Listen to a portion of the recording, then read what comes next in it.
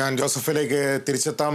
റിയാസിലേക്ക് ഒരിക്കൽ കൂടി. റിയാസ്, അവിടെ ഉയർത്തിയ ഒരു ബോർഡാണ് നമ്മുടെ ശ്രദ്ധയിൽപ്പെടുത്തുന്നത്. ഇനി ഒരിക്കലും കാണാൻ കഴിയാതെ വിട്ടുപിരിഞ്ഞ പ്രിയ കൂട്ടുകാരാ വിട എന്നാണ് ആ ബോർഡിൽ എഴുതിയിരിക്കുന്നത്. അത്രത്തോളം ആ നാടിന് പ്രിയപ്പെട്ടവനായിരുന്നു അർജുൻ. നേരത്തെ തന്നെ റിയാസ് ചിലരുടെ പ്രതികരണങ്ങൾ എടുത്ത് അയച്ചിരുന്നു. പ്രളയകാലത്തൊക്കെ എല്ലാ വീടുകളിലേക്കും ശുദ്ധജലം എത്തിക്കുന്നതിന് മുന്നിൽ നിന്ന ഒരു പൊതുപ്രവർത്തകൻ കൂടിയായിരുന്നു അർജുൻ. അങ്ങനെ എങ്ങനെയാണ് ആ നാട് അർജുനെ ഓർത്തെടുക്കുന്നത്?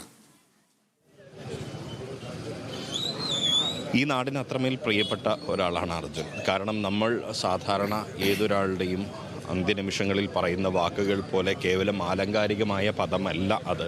കാരണം അർജുൻ എന്തായിരുന്നു എന്നുള്ളത് കഴിഞ്ഞ 75 ദിവസങ്ങളായി നമ്മൾ നേരിട്ടറിയുന്ന ഒരു സാഹചര്യമാണ്. ഇവിടെ നമുക്ക് നേരത്തെ കണ്ട ബോർഡ് പോലെ തന്നെ ഒരുപാട് ബോർഡുകൾ നമുക്ക് കാണാൻ സാധിക്കുന്നുണ്ട്.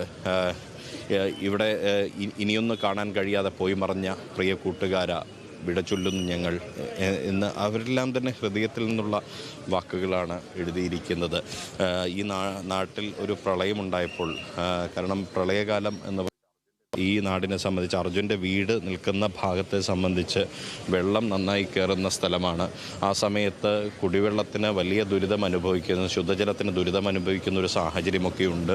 ആ ദുരിതമനുഭവിക്കുന്ന സാഹചര്യത്തിൽ കൃത്യമായി ശുദ്ധജലം എത്തിക്കുന്ന യുവാക്കളിൽ പ്രധാനി അർജുനായിരുന്നു എന്ന് ഈ നാട് ഓർക്കുകയാണ്, കണ്ണീരോടെ ഓർക്കുകയാണ്. നാട്ടുകാരനാണോ അർജുൻ്റെ? എങ്ങനെയാണ് അർജുൻ വളരെ ഒരു സന്തോഷമായിരുന്നു. പിന്നെ വളരെ ബുദ്ധിമുട്ടുണ്ട് പറയാൻ തന്നെ. അത്ര ഒരു ആത്മബന്ധം. ഈ 74 ദിവസവും ഞങ്ങൾ ടി വിയിൽ ഒരു രാത്രി 1 മണി വരെയൊക്കെ കണ്ടിട്ടുണ്ട്.